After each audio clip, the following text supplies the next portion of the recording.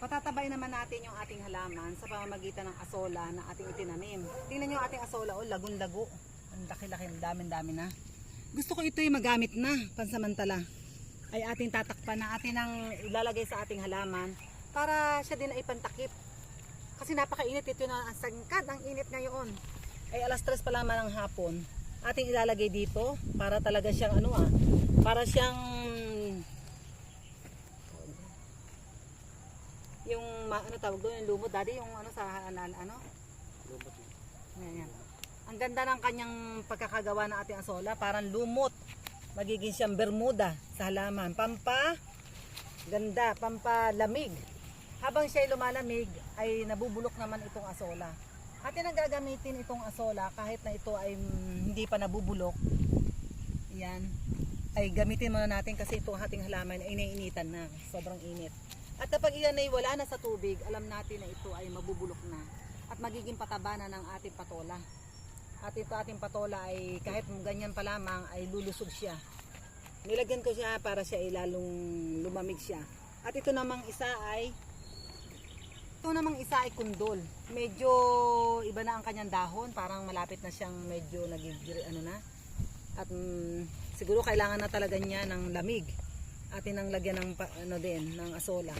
Gusto kong tumaba ang ating halaman. Oh. Sa pamagitan ng asola. Ang lalago na talaga siya. Itong asola, ito talaga yung floating fern na pako na lumulutang. Mga dahon lang talaga siya. Hindi siya yung pako na ating kinakain, pero ito isa ding fern na tinatawag. Nakalutang lamang. Nakikita natin to sa mga pispan pag tayo napunta sa mga resort. Nakikita natin siya. Ipalay talaga ito'y pataba sa ating halaman.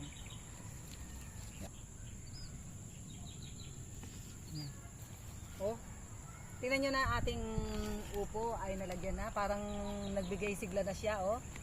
Tumatayo na. Kalalagay pa lang natin siya. Ito namang ating kundol. Medyo malungkot pa siya. Kalalagay pa lamang. Oh, ating kundol. Mamaya yung kanyang halaman, kanyang dahon ay magbibigay sigla na rin.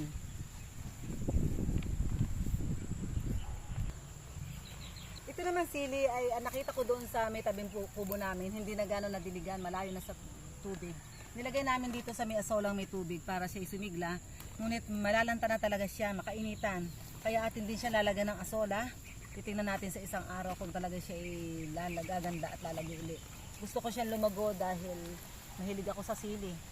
Matanda na yung ating sili, ngunit ito ay ating pabubungahin. Kapag kinukuha yung mga bunga niya, mga pula na yan, mag-uusbong uli. Ating lalagyan ng asola para siya ay maging masigla. At tingnan natin ito, lumako tayo ng konti pa. Nilalagyan ako. Itong aking kalabasa. Oh. Itong aking kalabasa na tinanim. Bagong kalabasa. Ako natuwa dun sa isang kalabasa kaya ako nagtanim uli ng kalabasa. Isang puno lang ito. Ating tanim na ng asola. Talagang kainitan, tagyang na tigang ang lupa. Talagang ito pagtatanim na tayo ng halaman ang ating gagawin. Habang maganda ang sikat ng araw, mamayang gabi ay hahamog naman na siya. Kaya ako'y nagtanim ng asola sa mga halaman ko na nagtigang na tigang na. At gusto ko siya ay maging malusog sa pamamagitan ng asola. At itong asola ay nabubulok at magiging pataba na ng ating halaman. Kaya muli, ang aking tanim na merong asola, tingnan niyo po, at maganda na. At lumulusog na ang aking tanim sa pamamagitan ng asola.